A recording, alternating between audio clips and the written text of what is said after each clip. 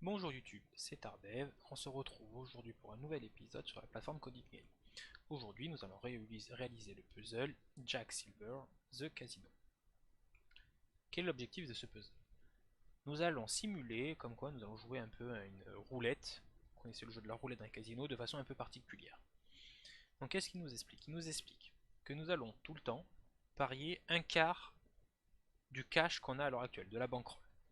Donc si on part au début avec 100, alors ils disent pas les unités, mais on va dire 100 euros par exemple, nous allons parier 25 euros.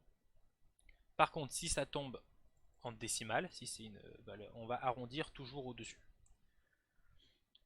Contrairement à la roulette, on peut jouer que sur 3, on n'a que 3 actions possibles. On a ou c'est pair, ou c'est impair, ou jouer un numéro bien précis. Alors que sur la roulette, on peut jouer la première partie, la deuxième partie, un peu plus de choses qu'on peut faire. Il nous précise que si on joue pair, le 0 n'est pas considéré comme pair. À la roulette, le 0 est vert, il est considéré ni comme pair ni comme impair, ni en début ni en fin, c'est un nombre un peu particulier. Donc les actions possibles, c'est de jouer pair, de jouer impair ou de dire plain. Donc plain, c'est-à-dire qu'on va jouer un numéro précis. Il nous donne les cotes. Donc les cotes sont les mêmes qu'à la roulette. Si on joue quelque chose de pair ou de impair, on double notre mise. Par contre, si on joue un nombre plain et qu'on obtient le bon, on fait un fois 36. La cote est de 1 pour 36. Le reste, c'est pareil, il n'y a pas de souci. Alors, c'est parti. Qu'est-ce qu'on nous rajoute en plus ici? On va nous donner un peu les entrées. Donc en entrée, on a un nombre de rounds. Ok, donc ça va se jouer sur plusieurs rounds.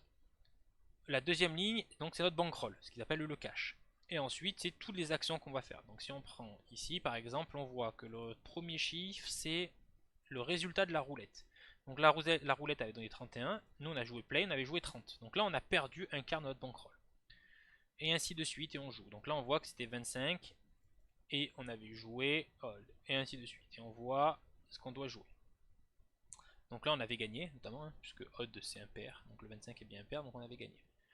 On joue un quart de notre bankroll à chaque tour. Donc c'est-à-dire que si on avait 100, on est passé à 75, vu qu'on a perdu le premier. Le deuxième, on va rejouer un quart de 75. Ok, on ne joue pas toujours un quart de la première bankroll. On remet à jour le premier cash. Donc là, qu'est-ce qu'il nous dit? Récupère le nombre de rounds et récupère le cash. Donc ça, c'est ce qu'on va jouer. Et il boucle pour récupérer ici, tout simplement, ce qui a été joué. Déjà, on voit que ici, c'est un tableau. Donc on va repartir sur ce qu'on a fait d'habitude. Vous avez l'habitude. On split la donnée ici. Ok. Il va nous retourner un tableau. On va prendre une notation qu'on ne prend pas forcément habituellement.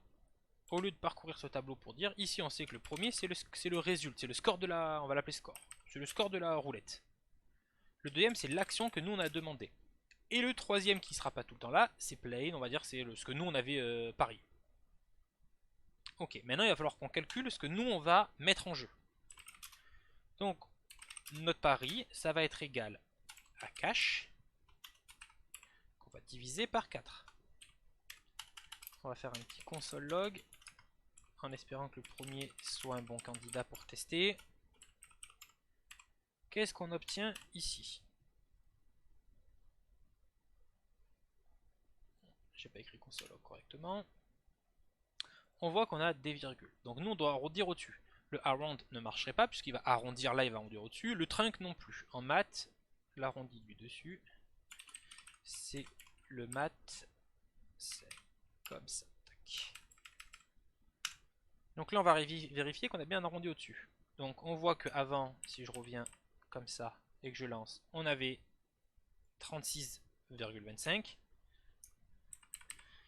Si je remets ça, on a 37. Donc on a bien arrondi au-dessus. Là on est déjà bon sur la première partie. Maintenant il va falloir calculer si on a gagné ou perdu. Puisque ici je vous rappelle qu'on est en train de boucler sur les rounds. Donc on a pris le premier round. Est-ce qu'on a gagné ou perdu? On va devoir calculer. Comment on sait si on a gagné ou perdu? Il va falloir venir vérifier l'action qu'on a faite déjà. Donc est-ce que notre action est égale à even? Donc si c'est égal à even, c'est qu'on a joué un score pair. Est-ce que le score modulo 2 est égal à 0?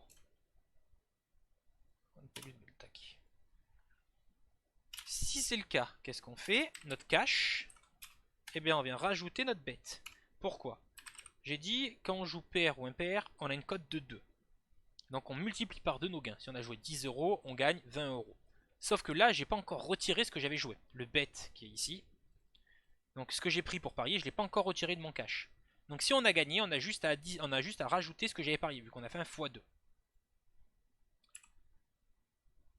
Maintenant, si notre action c'était pas even, mais c'était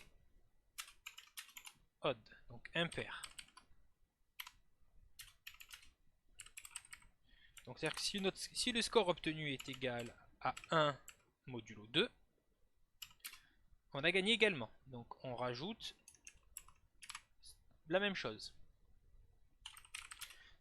Maintenant, si notre action est égale à plain et que le score est égal donc à plain. Donc je rappelle que plain c'est la troisième valeur, c'est ce que moi j'avais parié. Dans ce cas-là, alors c'est là où il ne faut pas se tromper, cash est égal à quoi? Donc on va additionner à cash la valeur de mon pari fois 35, pas 36. La cote est de 36, mais j'ai toujours pas enlevé le bet, comme là. Là, on aurait dû, en fait, réellement, on aurait dû écrire ici bet x 2. On n'a pas mis bet x 2 parce que on avait pas retiré, et ainsi de suite. Si aucune de ces actions est en haut, ça veut dire que quoi en fait? Ça veut dire qu'on a perdu. Donc le cash, on vient retirer la valeur de notre pari. Qu'est-ce qu'on doit afficher en sortie? En sortie, on doit afficher la valeur du cash à la fin. Donc ici, qu'est-ce qu'on doit afficher? La valeur de cash. On vient tester sur la première. Ligne 15. Oui, cash est une constante. On va le mettre en variable vu qu'on la manipule. Et ici, on a oublié de faire quelque chose. Il faut vérifier que le score, on l'a dit tout à l'heure, j'ai oublié de le vérifier là, soit bien différent de 0, puisque 0 n'est pas considéré comme pair. Et là, nous devons être bons. Donc voilà pour ce puzzle, on va le soumettre pour vérifier. Il est validé. On a débloqué des nouveaux succès. Et on se retrouve demain pour une nouvelle vidéo.